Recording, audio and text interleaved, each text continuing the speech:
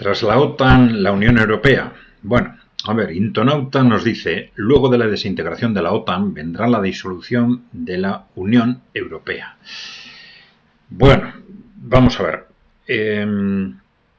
Estamos hablando del escenario previsible a partir de la victoria de Rusia en Ucrania, algo que parece casi inevitable, salvo un estallido de guerra mundial de por medio, ¿no?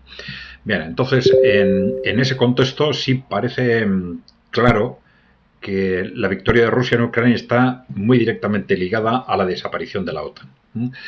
Esto ya lo hemos explicado, se debe a que esa victoria rusa en Ucrania va a implicar inmediatamente que determinados territorios de Ucrania van a quedar incorporados a Rusia, que se va a definir un nuevo contexto institucional para el resto de Ucrania y, sobre todo, que se va a negociar un nuevo contexto de seguridad estratégica en Europa, que era algo que había que haber hecho hace muchos años para evitar que sucediera lo que ha sucedido, ¿no?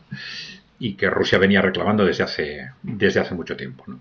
Bueno, esa negociación de un contexto de seguridad estratégica en Europa implica necesariamente la disolución de la OTAN. ¿Por qué? Ya lo hemos dicho más de una vez, porque la OTAN, el objetivo real de la OTAN no es otro que cercar y atacar a Rusia. Entonces, inevitablemente, dentro de ese contexto, la OTAN desaparece. Ojo con lo que esto significa, que la desaparición de la OTAN no es la desaparición de Occidente, ni de los intereses corporativos occidentales, ni nada por el estilo. La OTAN es una organización instrumental que depende de los ejércitos, de los gobiernos, de los países occidentales, y esos ejércitos y esos gobiernos no desaparecen porque desaparezca la OTAN. Esto que quede claro. Bueno, la OTAN ya en sí mismo esto tiene un simbolismo y una importancia política muy grande. La OTAN desaparece. Hay que dar por supuesto que esto va a ser así. Bien. Ahora, otra cosa es la Unión Europea. ¿Por qué quedaría entonces en principio amenazada la Unión Europea? Porque a partir de ese momento se va a producir también casi con seguridad un auténtico vuelco político en Europa, una convulsión política, vamos a decir, en Europa, ¿no? Una convulsión política que está determinada por las propias debilidades estructurales, los problemas estructurales de Europa, que se van acumulando, los fallos de la clase política actual, esa derrota de Ucrania de la OTAN en Rusia, que va a disparar el prestigio de Rusia y de los países emergentes, que ya es muy grande en muchos círculos, en un sector muy importante de la opinión pública europea. Y este proceso, ya lo hemos dicho, va a estar acelerado por el impacto del trumpismo sobre Europa occidental. Bien, ahora, esa convulsión va a implicar necesariamente la desaparición de la Unión Europea.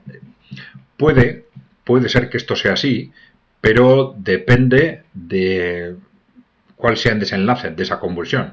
En esa convulsión va a haber probablemente tres fuerzas en lucha. Una es la oligarquía corporativa del actual Partido Único Europeo, entonces que se llama de izquierdas, derechas o centro, pero que constituyen la clase política europea actual, ese Partido Único, y luego el empuje, por un lado, de los países emergentes y de las fuerzas relacionadas con los países emergentes, y por otro lado el empuje del trumpismo y las fuerzas relacionadas con el trumpismo. Entre esas tres fuerzas muy probablemente se va a resolver esa convulsión, y el que la Unión Europea se mantenga dependerá de que en esa convulsión resulte victoriosa la facción del Partido Único, algo que es muy difícil, pues ya tiene un equilibrio complicado con las fuerzas de oposición, vamos a decir, o ya que desmarcadas del Partido Único cada vez con más peso. En este momento ya sabéis que hay sobre todo dos países dentro de la Unión Europea, Eslovaquia y Hungría, que están fuera de ese marco del Partido Único. Alguno que puede estar bailando, como Austria, y luego en muchos países europeos pues hay, digamos, dinámicas de oposición fuera del Partido Único Europeo, pues entre el 20, el 30, el 40%, ¿no? Y esto es lo que va a estallar, ¿no? Esto es lo que va a estallar con toda posibilidad. Es suficiente que estalle en Francia o en Alemania para que la Unión Europea estalle. Ese es el contexto en el que estamos. Entonces, bueno, ya sabemos que el partido único actual, esa oligarquía multinacional, va a hacer todo lo que sea necesario para evitar que esto suceda. Y lo acabamos de ver, por ejemplo, en Rumanía. Si hay que anular elecciones, se anulan, etcétera. Pero claro, esto a veces es posible hacerlo, a veces no.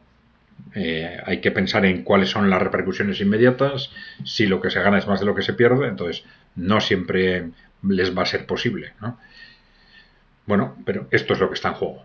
Entonces, bueno, podemos decir que puede haber un 70% de posibilidades de que después de la OTAN en los próximos años se disuelva también la Unión Europea.